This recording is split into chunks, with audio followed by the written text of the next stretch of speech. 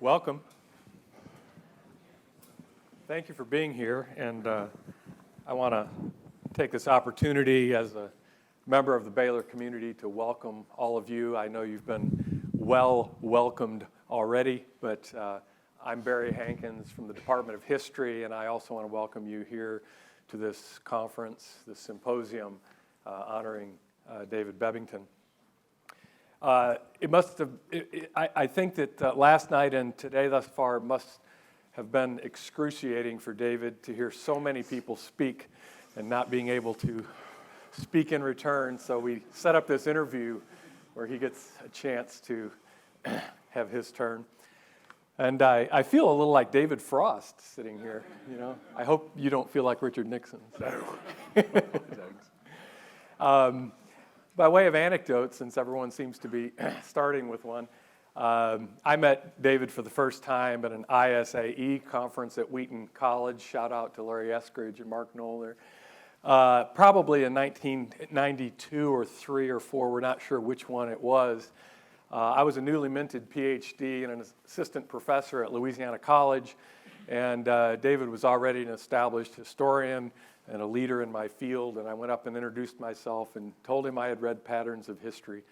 Little did either of us know at that time that many, many years later we would both end up on the faculty at Baylor University, and I feel very thankful that that did happen, and we've become friends over the years and colleagues for many years now here at Baylor. Well, let's start broadly, David. Why don't you give us a sense of how you became a historian in the first place? Where did that start, and how did that process develop? I think I have an aunt who was responsible. Aunts are responsible for a great deal of things that happen in the world, and I had a very nice Auntie Madge. She herself was very interested in history and decided that she would give me, for my 6th birthday, a history of England. It had marvellous grand pictures of knights in armour on the left and similar designs, and on the right a lot of very lucid prose, desirable for a 6-year-old, and that actually made me think that history was interesting. My parents also liked going to historic places, castles, historic homes and so on, so trips were always exciting. And then on holiday when I was 11, we went to Llandudno in North Wales, and we went round Conwy Castle. And Conwy Castle, as many in the room will probably know, is about as castle-y a castle as you can get. It dominates the river, it dominates the town on the other side, and it's got all its towers intact, even has turrets on some of the towers intact. And that's from the late 13th century. It is a marvellous castle. So when I got back to school at the start of the next term after the summer holiday, and we were asked to write an essay, and it could be on anything we'd done in the holidays, I wrote about Conwy Castle. It was marvellous to be able to turn the English course into a history one by writing about a castle. So I thoroughly enjoyed writing about that, and that really confirmed my sense that writing about history was really good. So that sort of thing developed during my childhood.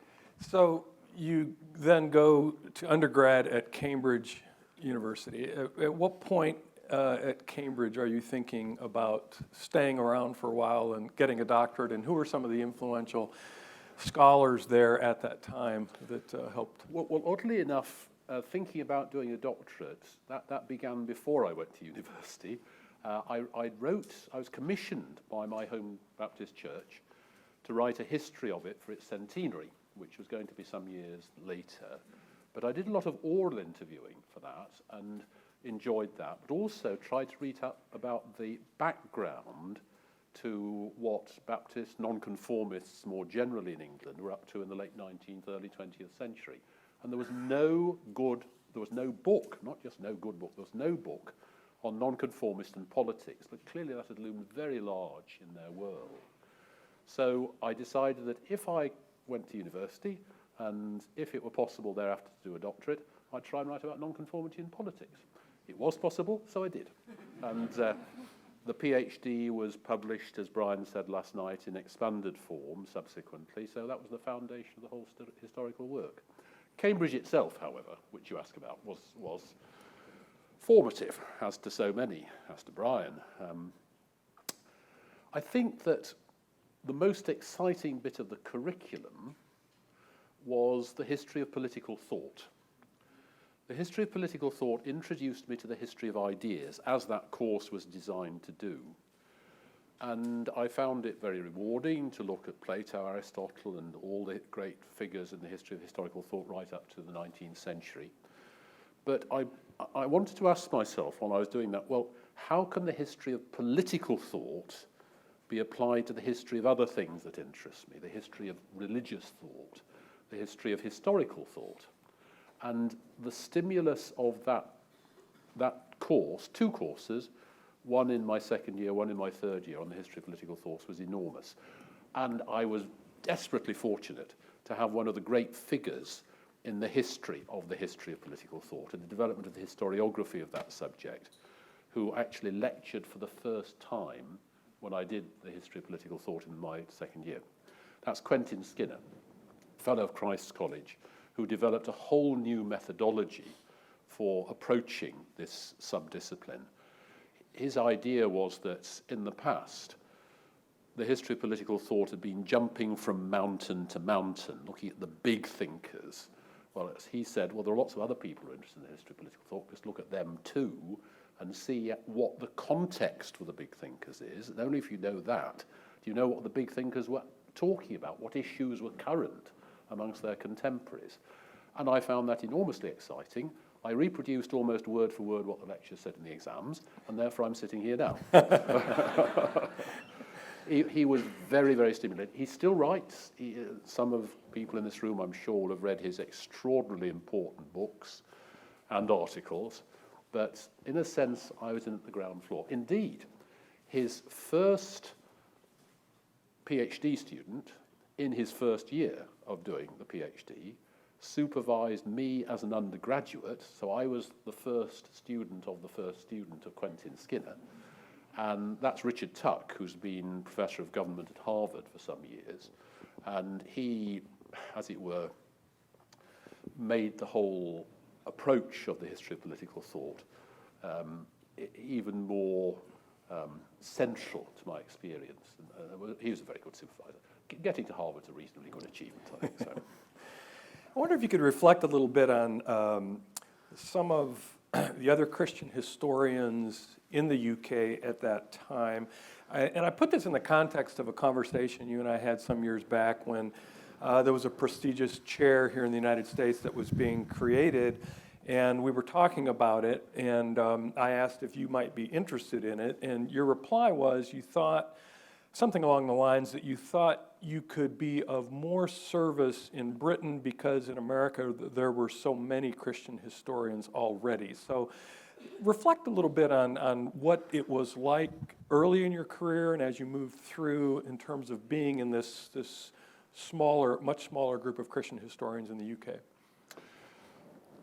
There were, right from before I started doing research, let alone got a job, a group of people in the United Kingdom who were clearly very able historians and were strongly professing Christians.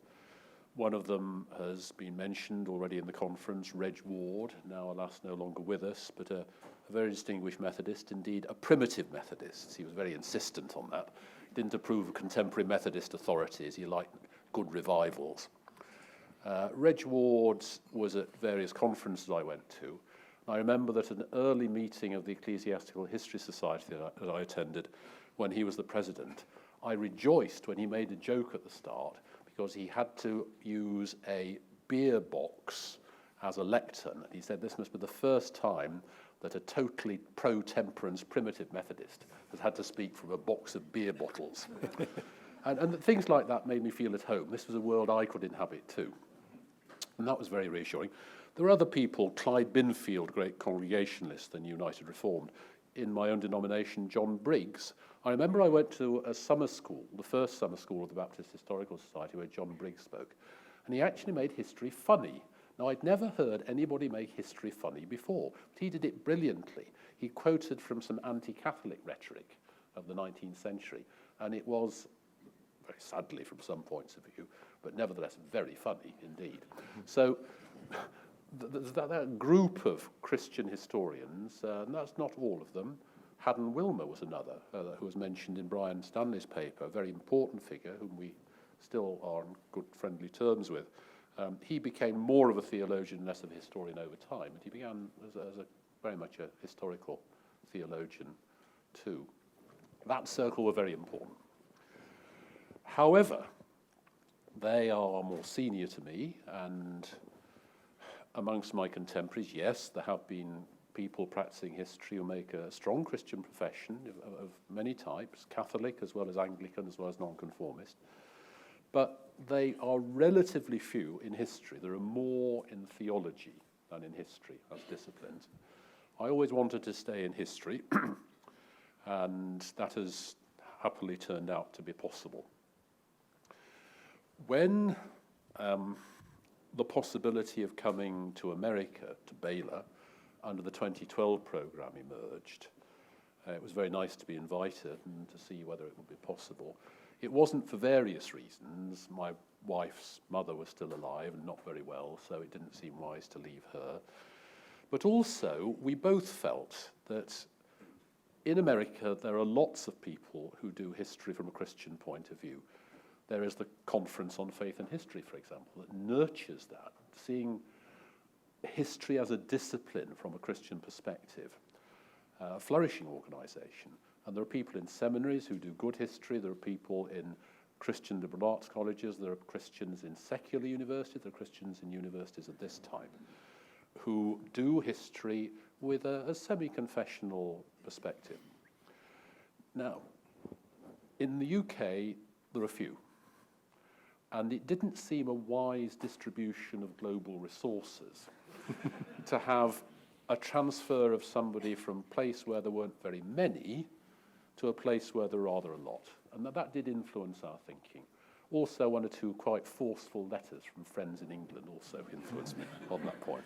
And this explains why we get David only the fall semester every other year rather than all the time. As Barry said at the first departmental meeting here this semester, I have been for the last 18 months visiting professor at Stirling. On that point, I don't know if we've ever talked about this. I have my own sort of memory of how this came about for you to come to Baylor. But what do you remember? How did this start? The conversations, who first contacted you? Do you remember those sorts of things from years back? Yes, the contact came from David Lyle Jeffrey as a provost. It was part of the early phase of the 2012 program, which was to do what is still the ideal of the university, become a top research university and retain a full Christian profession. And that was very much the ideal that was there. I was attracted to say, yes, I'll come across for a week, which is all it was initially, just so that the university would sample me and I it. I was attracted to come because many years before, I think in 1988, I'd been to a conference under the auspices of one of the C.S. Lewis societies, which had a lot of people, chiefly Americans, in Oxford, to discuss the possibility of creating a Christian research university. And I'd enjoyed going to that. I gave a short paper on British Christianity in British universities. And so the notion of what Baylor was trying to create here was embedded in my mind as something that was exciting and a possibility and something I was already committed to. So therefore I said yes, came across for a week, and I seemed to be tolerated both by history and by Truett. And therefore I was invited for a whole semester. We came across, and I think the balance in my mind was 60% in favour of coming permanently, 40% against. Already thoughts were in our minds even before we came. But then I think Eileen's mother's state of health, but also the fact you point to, swayed us against coming permanently. And I asked, well, we enjoyed it so much, I asked, would it be possible to come again? Thinking the answer would be no, thinking it was rather like a Faustus bargain, it's all or nothing. But no, it wasn't like that. Baylor, being kind and flexible, said, yes, do come back in 2 years' time. So I did. And this is the 8th semester I've taught here. Thank you very much. And a time or two, we all thought it was going to be your last semester, and provosts were going to pull the plug on it, but at But Baylor, the plugs were pulled on the provost. provosts come and go. Provosts have come and gone pretty quickly here at Baylor in the Quite last so. 15 years.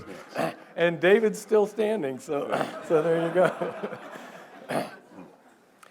Well, we've got to spend at least, you know where this is going, don't you? Yes. We've got to spend at least a couple of minutes on the Bebbington Quadrilateral, which apparently ranks right along Frederick Jackson Turner's frontier thesis in importance.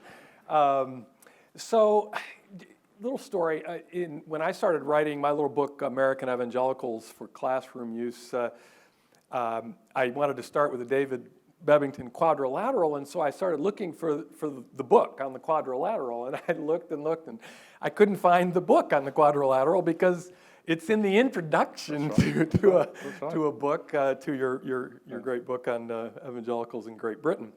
And I was astounded that this formula had so much influence when it was something that was just in the introduction to a book on evangelicals in Britain. And we've talked a little bit about that. So how can you help us understand sort of the thinking process you were going through, and then your reaction to the Quadrilateral catching on the way it did? Brian explained the genesis entirely accurately last night. I was asked to do a talk on the nonconformist conscience, that is the subject of the PhD, at a friend's church in London. And in order to explain the dynamic behind the nonconformist church's impact on politics, I had to explain evangelicalism. That was the predominant dynamic. So I had to decide what evangelicalism was, and I read a few books, and they didn't seem to say very clearly. So I decided that it was something that was orthodox and evangelistic. And I gave the lecture on that basis. Then I began to think, well, there are other people who've been orthodox and evangelistic, but they weren't evangelical. So I rethought it, and decided that eventually I'd pin on those 4 characteristics, which sometimes I can remember. And so the Quadrilateral was born. But what I thought I was doing, and this is why that characterization comes from page 2 to page 17 of that book, and isn't part of the substance of the book thereafter. I thought what I was doing there was simply summarizing what everybody knows. I really didn't think it was original. In fact, I was desperately keen to try and reflect the consensus of opinion.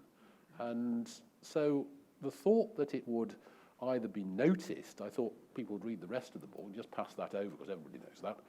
But the fact it would catch on and be important never really occurred. It didn't occur to me at all. And then a friend that I was staying with in London said that he'd recently come back from a trip to North America, and he had discovered in a local newspaper, I think in North Carolina, a reference to the 4 characteristics.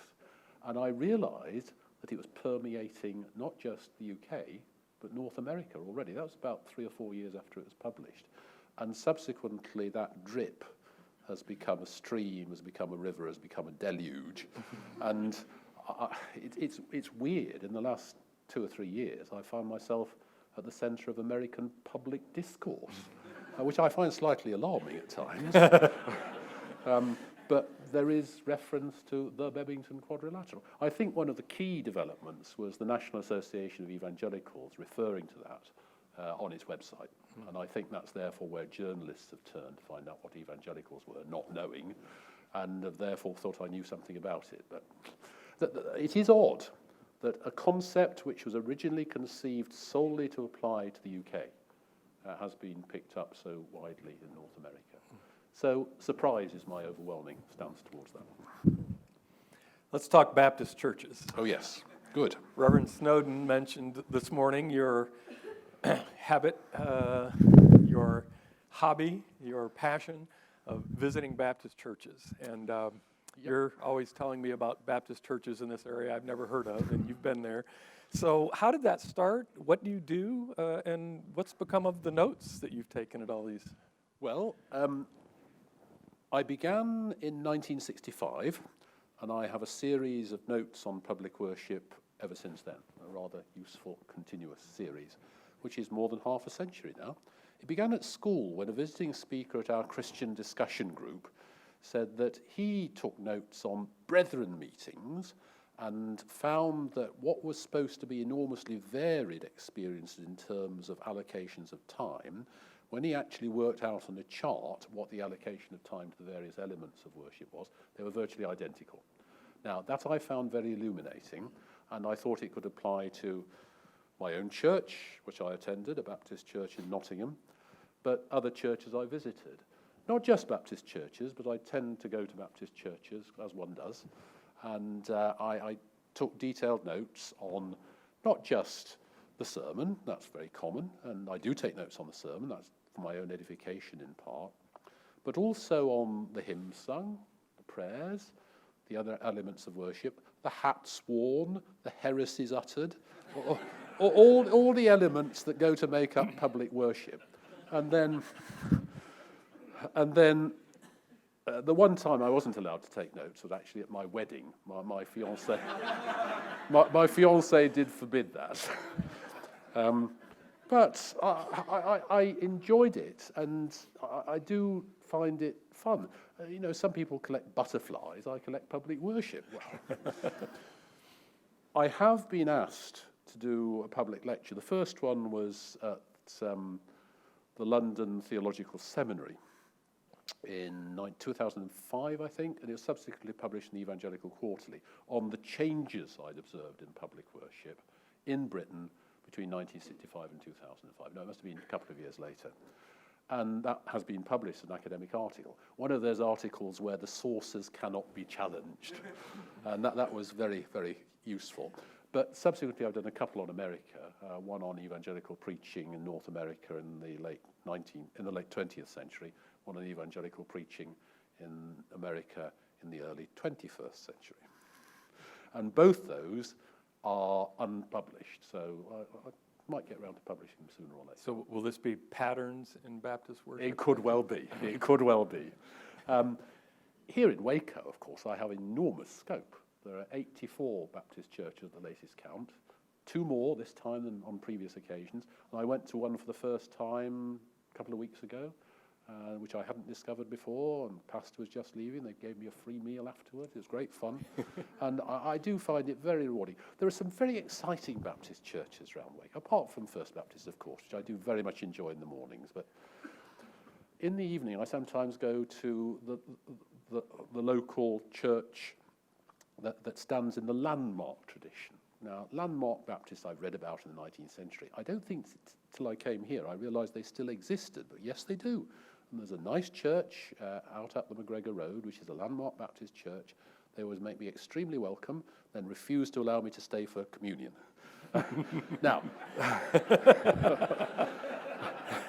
that is their principle. And I respect that principle, because Baptists in the 17th century would have done exactly the same. And I exaggerate. They're kind enough to allow me to watch, indeed encourage me to watch. But I'm not allowed to participate because it is a church ordinance, and it's only the members of that church who actually commune together.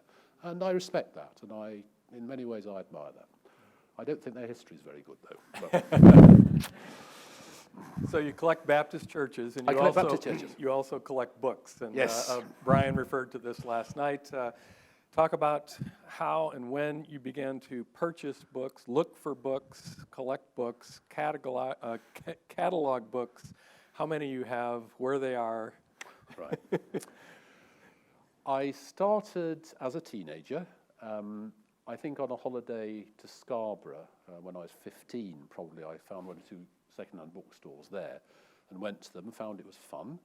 Took a few home and was pleased to do that. So for my next birthday, my parents said, would I like as my present a little bit of money to go on a train trip to London to go to the Charing Cross Road, the centre of the London second-hand book trade. So I said yes, and that was my birthday present that year. I found the sheer number of books on the shelves slightly overwhelming and didn't know what to buy, but nevertheless, that got me in the groove. And from my 16th birthday to the present, I think The best way of computing the number of books is to say that on average, I have bought one book per day ever since. Now, that means that the accumulation is considerable. It is very difficult to say how many I've got. How do you say what a book is? Is a tiny pamphlet 2 pages on a Methodist chapel, is that a book? Well, not really. But then, is a multi-volume encyclopedia, is that one book? Well, it's very difficult to say. But if you try and average it out, the collection is now sufficiently substantial to be roughly 25,000 books, I think. I've had a lot of them at work, of course, till a month ago when they had to be removed when I retired.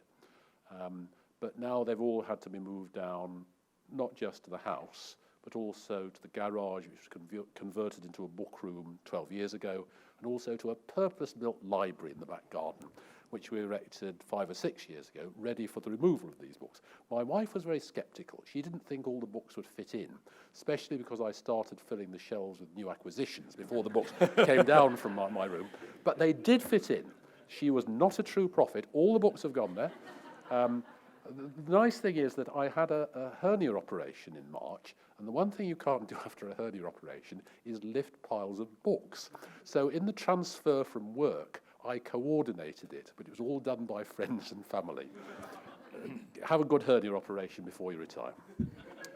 But I really enjoy not just having the books, but also looking for them. I love the fun of the chase. Going to a second-hand bookshop I've never been to before and seeing what they've got. Here, at the start of this visit, I went to half-price books, which didn't exist when I first came. Do you know, on the shelves, they had a beautifully illustrated, unused, still its plastic wrapping, monograph on the ethnography of the Naga people. Now, I hadn't got this. I didn't know it existed. I wrote a chapter in my History of the Baptists on the Nagas 2 or 3 years ago. But this was a study of the Nagas in depth. I wish I'd known about it before. Edited by a German, published in the Netherlands. It was only $6.99. Wasn't that exciting? That set me up for the whole semester. Could you say something about Larry McMurtry's All Booked Up in Archer City, Texas? Yes. When I first came here, I asked about who the best Texas novelist was. I told this man, Larry McMurtry. I asked where the best used bookstore in Texas was. And they said, oh, it's out in Archer City. It's run by a person called Larry McMurtry. And I kept those in separate mental boxes. And then I suddenly realized it's the same man. So I read Lonesome Dove, and I also read 1 or 2 other of his books, less appreciatively.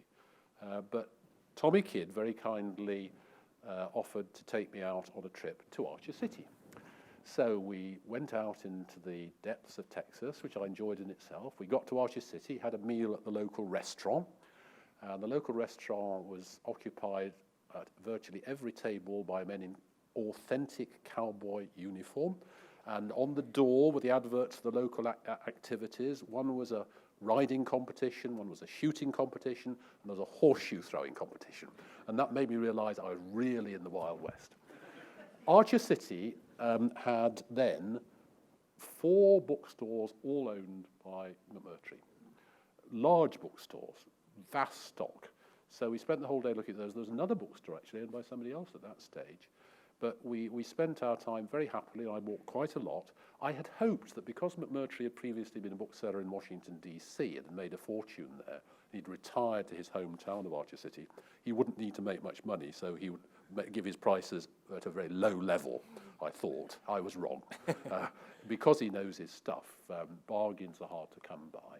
But nevertheless, he's fair, and I came away with quite a few books, and we enjoyed that. And we still have the tradition of every time I come, we have a little trip out there. We also go to Denton now, which is also has an excellent used bookstore on the way. And having bought a couple of dozen there, I'm ready for Archer City.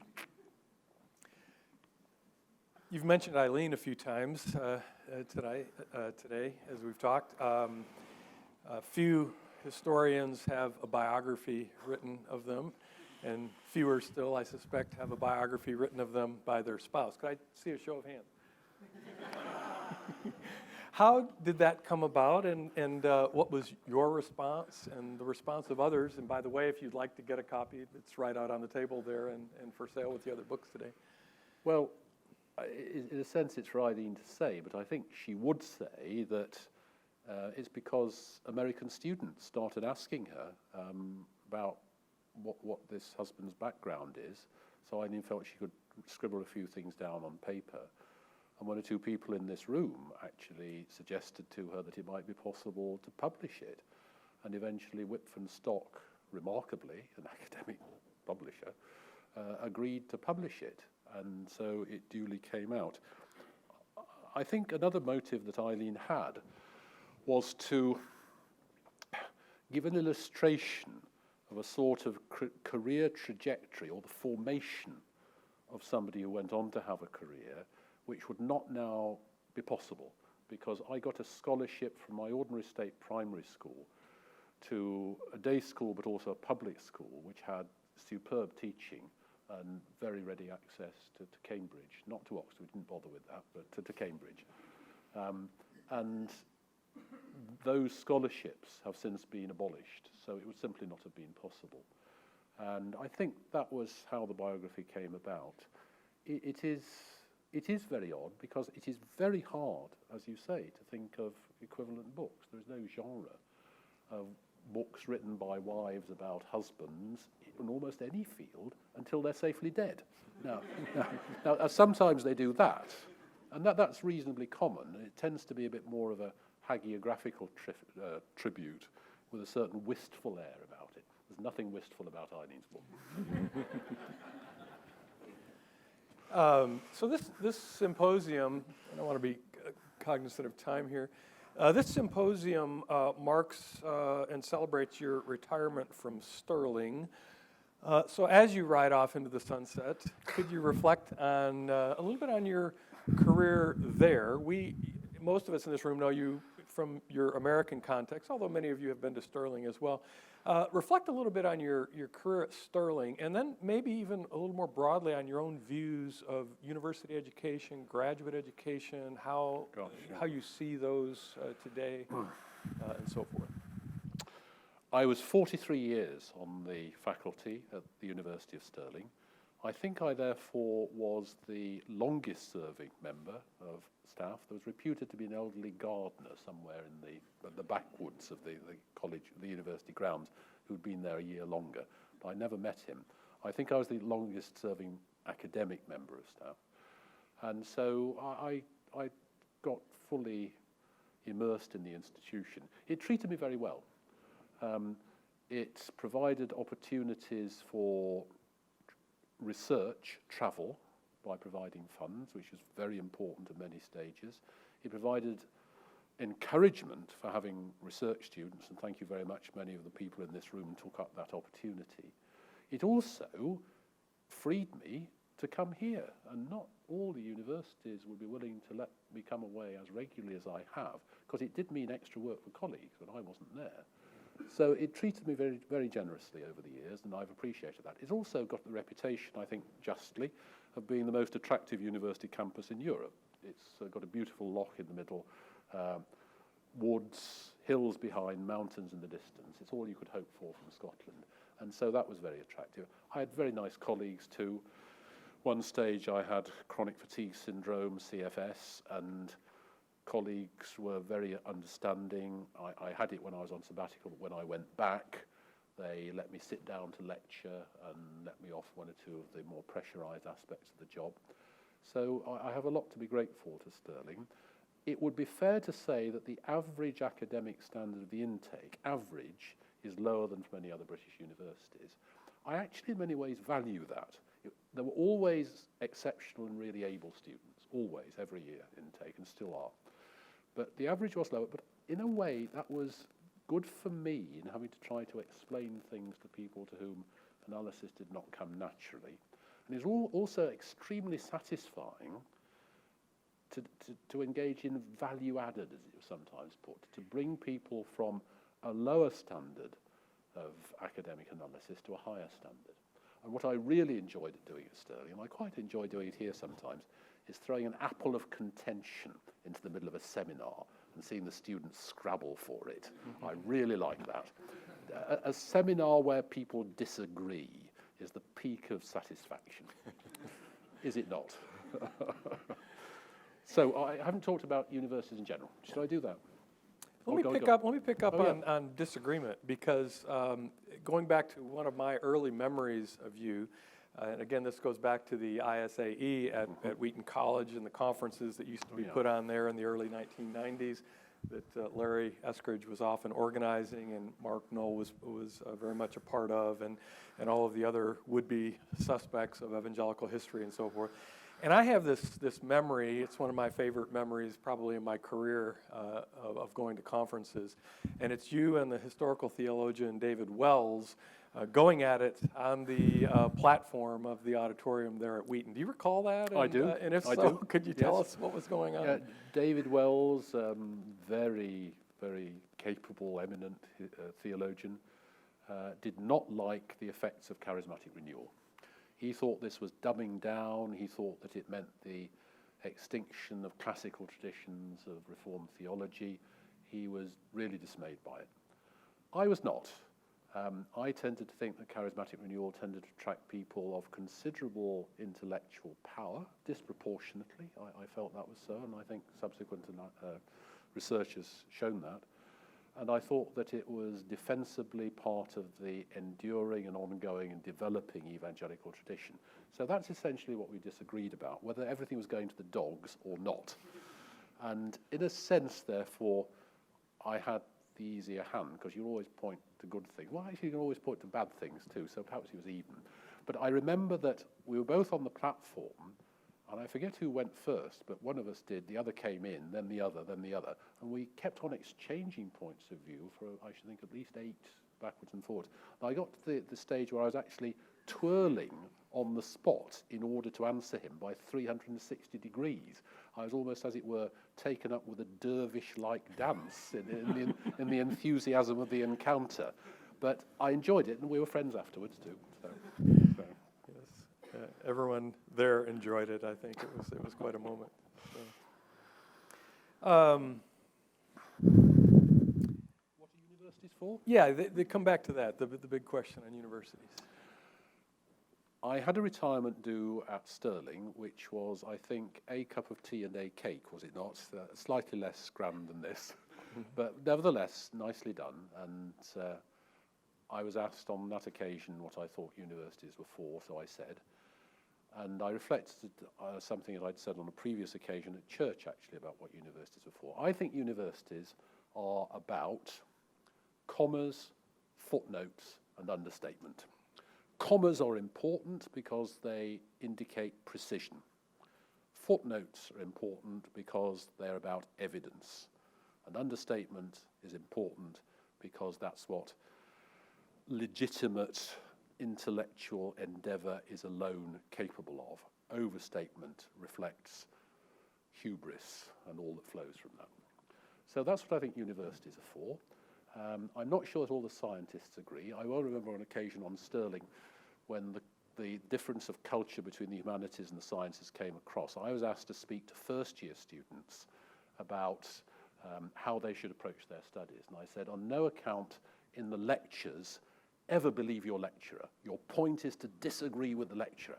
And the scientist got up to protest, said, you must always listen to your lecturer and obey him. Do not put the wrong coloured stuff in the wrong tube. And that made me realise there was a fundamental gulf between different disciplines.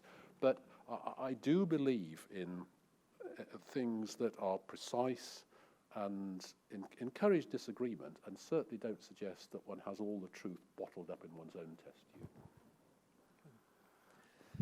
As we close today, could you look forward from this point and give us a sense of where you see your career going post-Stirling retirement, and then just weigh in with any last thoughts that you might have for us today?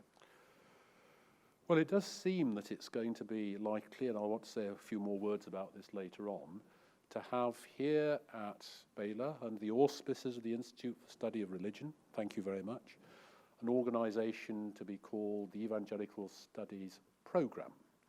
This will promote annual conferences on themes in evangelical history, and it'll pick up the torch that Wheaton College used to carry by having the Institute for the Study of American Evangelicals, to which you referred. But instead of being solely concerned with American evangelicals, to be concerned with global evangelicals. So I'm thinking of having the first conference on Latin American evangelicals, for example. So being the non-resident director of this outfit will be a useful retirement hobby. I've one or two projects that I've already done a lot of research on but haven't yet written up. The crucial one is on Wesleyan Methodism in Victorian Britain. I've done a lot of study on Brunswick Chapel in Leeds, which was enormously wealthy, full of wool merchants who dominated the town. And I'm comparing that congregation with Shetland Methodists, who were extraordinarily poor, who didn't even live in a cash economy, and comparing the experience of the Methodists in those two places. The notion is that Leeds Brunswick Methodists will have certain characteristics that are distinct, Shetland Methodists other characteristics that were distinct, but what they had in common was what Wesleyan Methodism was. So I want to pursue that, and that'll take a fair bit of time in view of the piles of folders that are built up on research. And I'll want to do other academic projects. I don't think historians normally retire, so my retirement will only be notional. In terms of disciplines, I think the history of Christianity in the Western world in general, in the Anglo-American world in particular, has a good deal more dynamism about it than it did when I first began research 4.5 decades ago. I think it is very important that the history of religion is pursued by people who know about religion as well as know about history. I'm very pleased that people from cognate subdisciplines, such as the history of science, the history of gender, are moving into looking at religion as part of the content. But sometimes historians of science, for example, don't actually understand the finer points of the doctrine of justification by faith. And it does help to understand Protestant religion if you grasp that at its heart. So I think that the history of religion really must proceed by specialists in that field alongside specialists in other subdisciplines if there is to be mutual engagement and an understanding of the reality of the past, such as we've heard in some of the splendid papers at this gathering here.